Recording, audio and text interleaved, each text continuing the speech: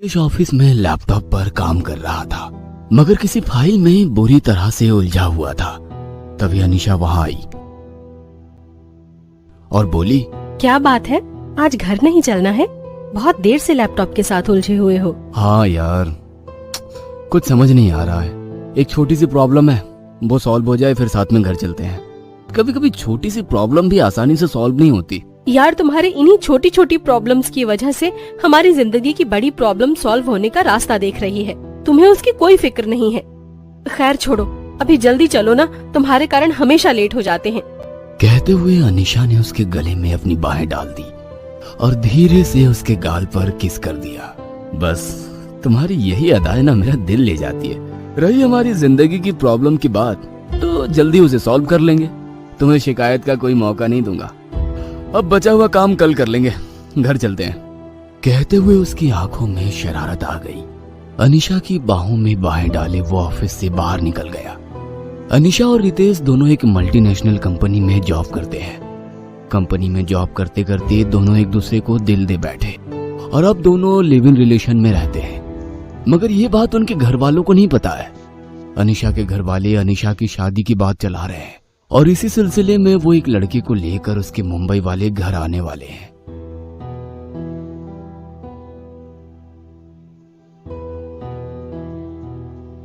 दोनों के घर पहुंचने के बाद घर की बिखरी हुई हालत को समेटते हुए, पहले ऑफिस की ढेर सारी परेशानियां, उसके बाद घर परिवार की परेशानी कम है जो आज ये बाई भी नहीं आई। अब खाना बनाने की मेरे बस की बात नहीं है। मैं जब तक ये काम कर रही हूँ, तुम खाना ऑर्डर कर दो। हमारा पेट तो तुमसे ही भर जाएगा, हमें खाने की जरूरत नहीं है। कहते हुए उसने अपनी बाहों में उठाकर अनीशा को बिस्तर पर डाल दिया। कुछ पल के लिए तो अनीशा भी उसकी बाहों की गिरफ्त में थी, मगर अचानक उसे कुछ याद आया और उसे धक्का देते हुए अपने ऊपर से हटाते हुए बोली, क्या यार, हर वक्त एक ही चीज की डिमांड रहती है। कभी तो इससे अलग कुछ सोच लिया करो। यहाँ मेरा दिल बैठा जा रहा है और तुम्हें मेरी परेशानी से कोई मतलब ही नहीं है। भगवान न करे, यदि पापा ने हमारे रिश्ते के लिए मना कर दिया तो मैं अपने नए परिवार को क्या मुंह दिखाऊंगी। मैंने तुम्हारे साथ कोई जबरदस्ती नहीं किया था। तुम अपनी मर्जी से मेरे साथ रहती हो। तुम्हारी हमेशा नेगेटिव सोचने की आदत ही मुझे बुरी लगती है यार। कभी थोड़ा पॉजिटिव तो हो जाया करो। क्या तुम्हारी शादी की खबर से सिर्फ तुम्हें ही चिंता है? तो बताओ क्या करना है। परसों पापा उस लड़के और उस लड़के के परिवार के साथ आ रहे हैं।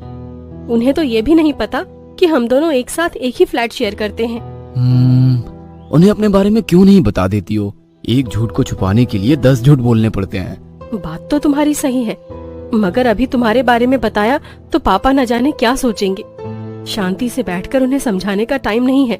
अभी फिलहाल कुछ और सोचना होगा। तो फिर ऐसा करते हैं, तुम उन्हें मना कर दो कि तुम परसों मुंबई में नहीं हो। ऑफिस के अर्जेंट काम से तुम बाहर जा रही हो। जब तक वे लोग तुमसे मिलने की अगली डेट निकाले, तुम अपने पापा से बात कर लेना। देखो, हो सकता है तुम्हारे समझाने से वे आसानी से समझ जाए। ये आइडिया अच्छा है। अनीशा ने तुरंत उसके पापा को फोन लगाया। पहले तो वे अनीशा पर नाराज हो रहे थे, मगर फिर बात को समझकर बोले, कोई बात नहीं बेटा, जब तुम्हें ठीक लगे हम फिर कभी आ जाएंगे।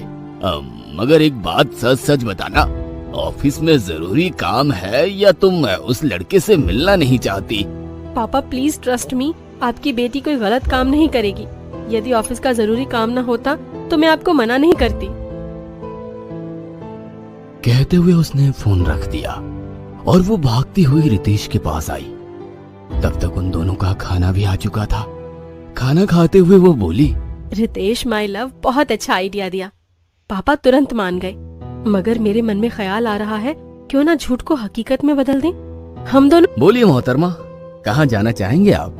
राजस्थान चलते हैं। वहाँ बड़े बड़े राजमहल अब होटलों में तब्दील हो गए हैं। हम दोनों उनमें कोई स्वीट बुक कर देते हैं। मोहतरमा की इरादे बहुत खतरनाक लग रहे हैं। शादी से पहले हनीमून की तैयारी। रितेश ने अनीशा के कहने पर एक पुराने महल का सबसे खास कमरा बुक कर दिया, जो किसी समय वहाँ के महाराजा के कहने पर महाराजा के द्वारा उपयोग में लाया जाता था। दोनों जब वहाँ पहुँचे तो कमरा देखते हुए अनीशा बहुत खुश हो गई और बोली, you are my true love. तुमने सच में मुझे एक महारानी की तरह फील करवाया है। तभी हाउस कीपिंग की एक महिला वहाँ आई और बोली, आप दोनों को देखकर लगता है कि आप दोनों की नई नई शादी हुई है। हाँ। उस औरत ने आशीर्वाद देते हुए बोला, शादी के बाद तो पति पत्नी साथ में टाइम बिताते हैं तो अच्छा लगता है, मगर एक बात कहें, तुमको यहाँ नहीं आना था। मेरी बात मानो, यहाँ से चले जाओ। उस औरत की बातें सुनकर अनीशा ने आश्चर्य से पूछा, क्यों क्यों नहीं आना था इस हवेली में? तुम जैसे लोगों को अच्छी तरह से समझती हूँ। पुरानी हवेलियों के बारे में किस्से सुनाते रहते हो। हुई है, हमारी बेटी की जैसी लगी हमें, इसलिए तुम्हें बता दिया। तुम यहाँ रहना चाहती हो तो, मगर आधी रात के बाद इस कमरे से बाहर मत निकलना। कहकर वो औरत वहाँ से चली गई। उसके जाने के बाद अनीशा रितेश से बोली, तुम्हें क्या लगता है उनकी बातों में कोई सच्चाई होगी? तुम भी ना इन गांव के लोगों की बातों में आ गई। हम यहाँ पर एंजॉय करने आए हैं और उसकी बातों पर ध्यान उसके आसपास लगा देंगे। Be ready for the dinner.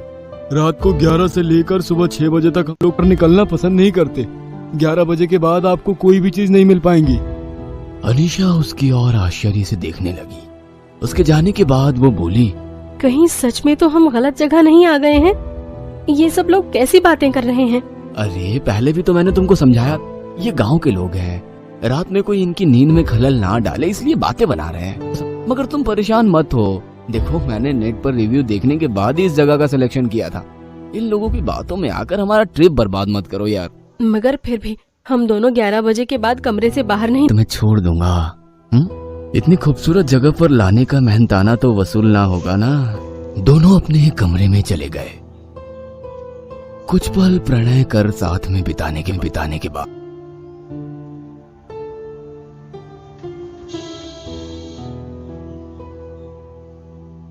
तो उसने देखा सामने चांद बहुत खूबसूरत दिख रहा था।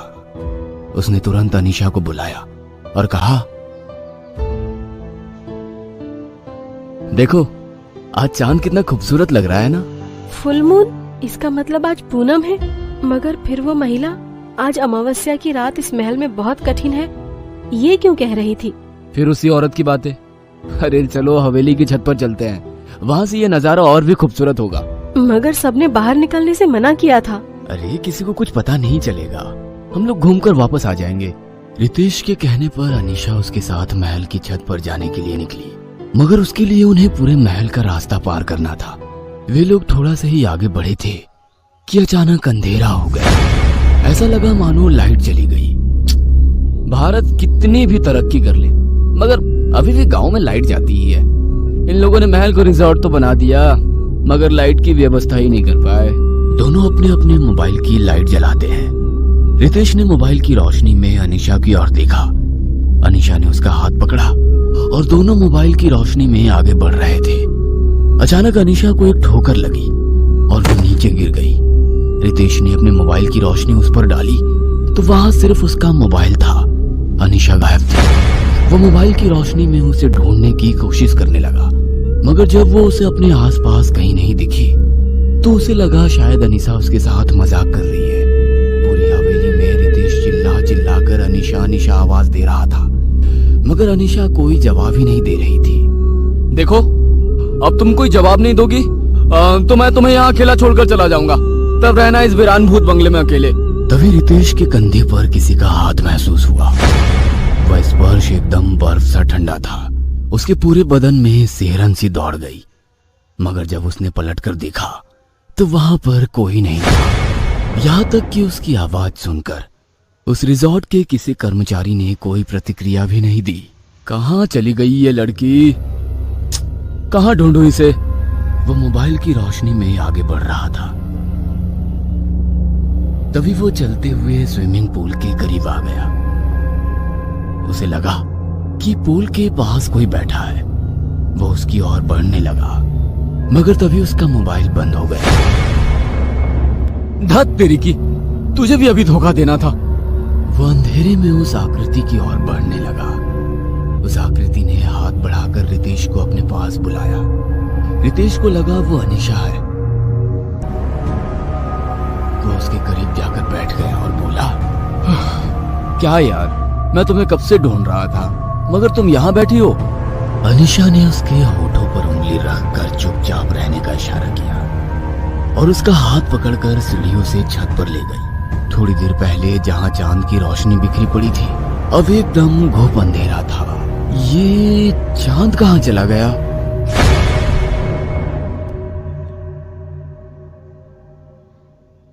अगली सुबह उसकी नींद अपने कमरे में खुली। उसके पूरे शरीर में दर्द हो रहा था। ऐसा लग रहा था मानो किसी ने उसके शरीर का दम निचोड़ लिया हो। उसने उठकर कांच में देखा तो उसके शरीर पर कई सारे निशान थे। तभी उसे रात की बातें याद आई।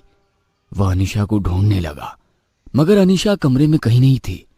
वो उसे ढूंढने के लिए जैसे ही अपने कमरे से बाहर निकला, सामने वो महिला खड़ी थी। वो बोली, हमने मना किया था साहब, रात को कमरे से बाहर मत निकलना। मेम साहब तो चली गई, अब जल्द ही आपका नंबर है। कहते हुए उसकी आंखों में एक चमक आ गई और रितेश अपने शरीर में बढ़ते दर्द से कराह उठा।